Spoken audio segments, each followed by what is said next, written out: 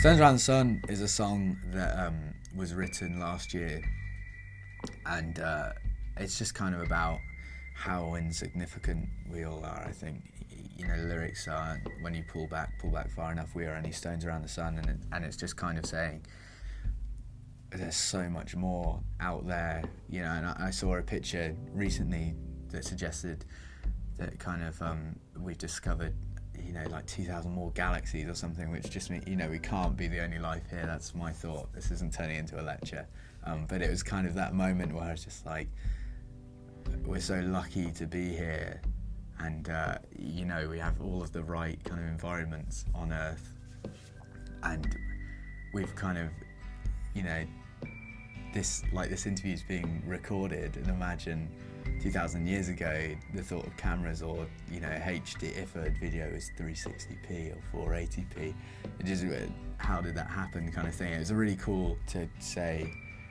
hang on, we are nothing, really, in a kind of nice way. I mean, you could be whatever you want, I guess, but yeah, that song's just kind of about the greater scale of things, and then also it's tied into like a relationship kind of scenario. So I've kind of taken that big idea and just said, well, here's a relationship to put it into. So yeah, that's Stones Around. Holding On was written really recently, actually. It was the last song that was written on the album, and it's kind of, it's about, I mean, the lyrics are, if this is the easy way out, then why am I finding it hard as hell? And it's kind of about being in that, I guess, comfortable stage of the relationship, or of anything, you know, it's a job or a hobby or whatever, and just saying that, you know, really, am I at a point now where I'm so invested that I just can't walk away, and I can't, you know, say, well, you know, I'm outie, kind of thing. You can't do that, because you're just, like I said, you're just too invested, and then also, when it gets to that point, maybe if you do give it up or break up with someone or leave the job or something, where you just kind of like, well, would I be able to function without this thing that I've kind of lived with for so long, and it's become so comfortable for me that I kind of need it there. So you're just saying, that was saying, you know, the end of the chorus is, I'm holding on so tight it hurts, so why are we holding on? It's kind of questioning if you should be holding on to something, but at the same time it's like, well, it's right, you know, they say don't fix something if it's not broken, kind of thing, and it's that, it's quite weird actually thinking about it now, but it's just saying, if I leave, will I be okay with leaving, you know, or should I stay?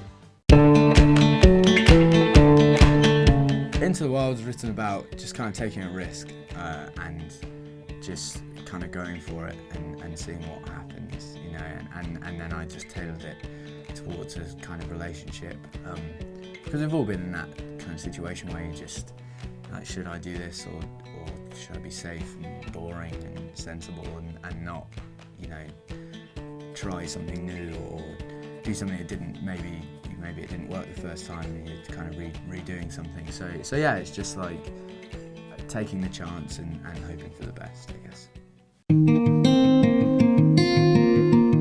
Outgrow is written about my childhood, really. There was this point when my whole family lived together, and my parents were together, and my brother and sister, we all lived in the same house, and it was every Saturday morning we'd wake up at like 6 a.m. and watch Art Attack for hours, and I just remember, you know, my sister's 5 years older than me, and my brother's 3 years older than me, and I just remember slowly, you know, my sister wanting to lie in more and not waking up, and then my brother, you know, not getting up until like 2 p.m, and at this one point it's just me watching Art Attack on my own, and just kind of, I mean, I was really young at the time, so I probably didn't think like this, but just kind of thinking, hang on a second, you know, 2 years ago we were so excited by this, and we'd all have like a cup of tea and the custard creams out, and, you know, I probably had a glass of milk, and a cup of tea was probably too much for me when I was that age, but yeah, like just just enjoying our childhood. Now, at the time, like I said, you know, my sister's probably 13 and I'm probably like 8 and my brother was like 11. So at the time I wasn't thinking, oh, we're so old now, and we kind of fell out of our ways. But it was just losing that kind of naivety and that ignorance of you when you're young. You just, you know, everything is so big and you don't mind getting up at 6 a.m. to be with your brother and sister watching Art Attack. And it's kind of saying that we can never not know what it is to be old now, you know. I say old, you know, I'm 21, but just older and kind of out of those routines when you're younger, and everything's kind of... I remember there's a Paolo Nutini lyric that the song's kind of written about, which was, and the stress that we were under wasn't stress at all, just to run the jump until a harmless fall. And it was kind of that thing where now, you know, you look back and you're just like, well, am I going to make rent? Or, you know, whereas back then it was, have we got any Cinnamon Grahams? So it's kind of like, it's a cool, well, no, it's very frightening, but it's just kind of looking at the scale of time that you've been here and just saying, you know, wow, I kind of wish that we were back then watching Art Attack, I guess. Ghost is written about, I said it before, but for kind of want of a better word or phrase, being friend-zoned, and it's just basically putting all of your effort into someone or something and just not getting anything in return. And Ghost is kind of written about that moment, you know, when, say it was for a relationship, when that girl or boy just said, oh, I just want to be friends, or, you know, and you're just there and you just all that effort that I've put in, and you don't feel the same way kind of thing. It was just that moment of realising that and just saying that, well, I may as well just be a ghost, I guess. So yeah. Stay is written about, I had a dream. I've had many dreams, but this dream was kind of the dream that Stay was written about. And it was, I remember I was in my old school and there was like a talent competition or something on, and I sat through like 3 rounds of dribble, and it was just terrible. And I remember thinking, why am I here? And it was curated by my old PE teacher and form tutor. I remember like, oh, there's Dino, hello, Mr. Woodham, and I just remember thinking, what does this mean? And then this girl came on, and she played like a pedal steel guitar, and it sang this song that was incredible. I'd never heard it before. I remember thinking, I need to wake up and write this song and earn lots of money and be known as the best songwriter in the world. But it was so nice and so beautiful that kind of more it went on, the more I was being put to sleep in a way, you know, like a lullaby, and 4 hours or whatever the dream went on, and I woke up and can remember it.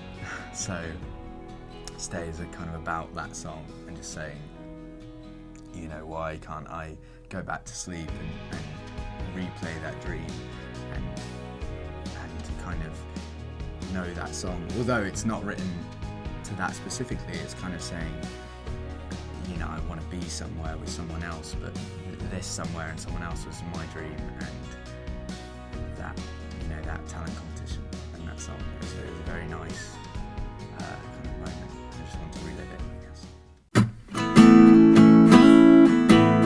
When it was one of the first songs that I'd written, it was about kind of getting out of the habits that you fall into when you're in a relationship. This one specifically was, I was in a relationship and she couldn't sleep without the windows open, and I remember I found it really weird because at the same time she always complained that she was really cold, so I was like, well, shut the windows, but she didn't shut the windows. Anyway, I'm not bitter about it at all.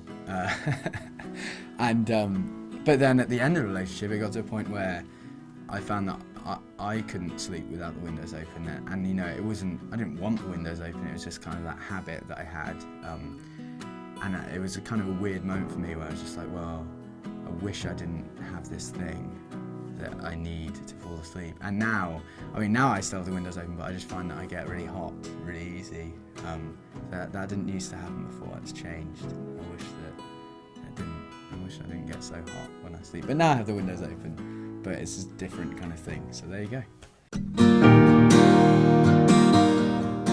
Close was written about having the freedom to kind of just run away from it, just drop everything and get out of Texas, as they say. I don't think they say that, but it's just written about running away and being terrified by it, but at the same time having somebody there, you know, running away with somebody that you feel comfortable and everything kind of feels right, and you're just really smitten, I guess. And one of the lyrics is, we don't even have to see the whole world, just as soon as no one knows who we are. It's just kind of getting out. You don't have to go far, but just going far enough that we're kind of starting fresh, you know, and starting new, and just not worrying about anything.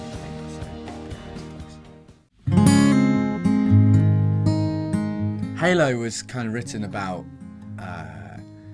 it wasn't specifically about the Naomi I mentioned on the first song I wrote, Sides, but it was kind of a similar thing. It was like the idea of her just having somebody that just, you know, is incredible but just completely oblivious to it, and not knowing that, you know, people really, you're a very special person, and you need to kind of realise that, because you're only, you know, I guess damaging yourself by not believing that. And it was kind of saying, like the lyric is, you have a halo and maybe you don't know, kind of thing. So just saying, you're great, and I just realise it, please.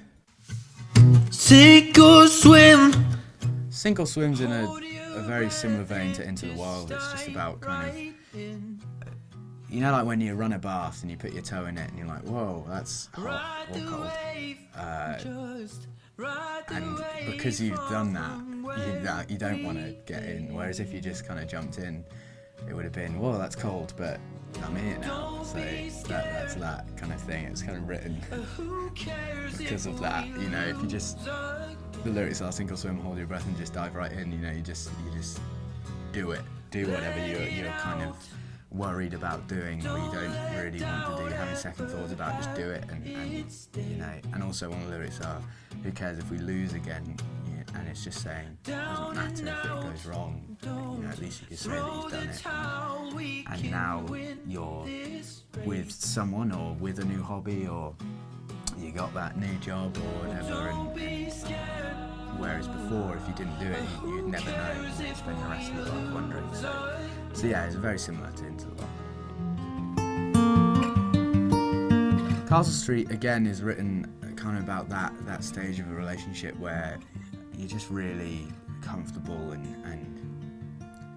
it's not as exciting as it once was, and you're just saying, well, you know, this isn't as great as it was, and maybe we should just call it a day, and you know, maybe leave and be with someone else and have that happy stage again for another 2 months or whatever.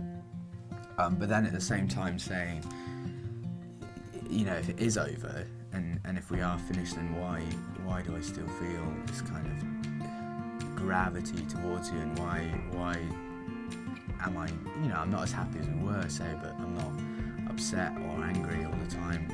You know, why does that happen? Surely there has to be something right here, because, you know, it's not all wrong, kind of thing. So it was that kind of thing where you're just looking back and saying, yeah, I'm quite happy here, and in fact we just need to learn to appreciate each other more, and then we'll get back to that stage, you know. So